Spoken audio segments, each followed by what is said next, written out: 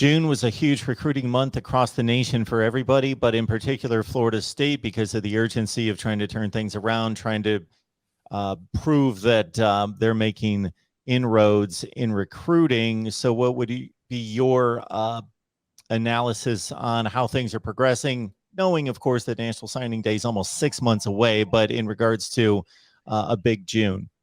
Yeah, so fans have to really realize that the dead period is going to be from June 27th to July 24th. So that's a big time for Florida State to kind of get involved with some of these prospects. And they actually had 8 prospects that were coming to campus. You got guys like Chris Parson, who was kind of weighing some options there with SMU and some other schools there.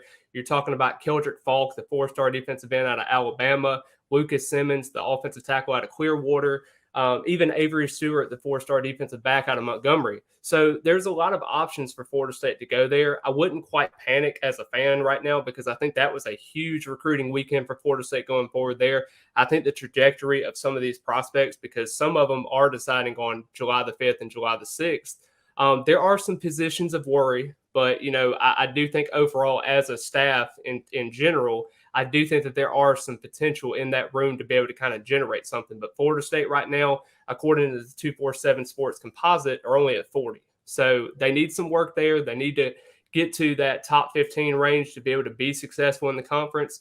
Whether they move to the SEC or Big Ten or whatever the case is in the next near future, we'll definitely see with the grant of rights coming around in 2036. But it's really important to recruit now with the NIL platforms. I believe Florida State has 3 platforms.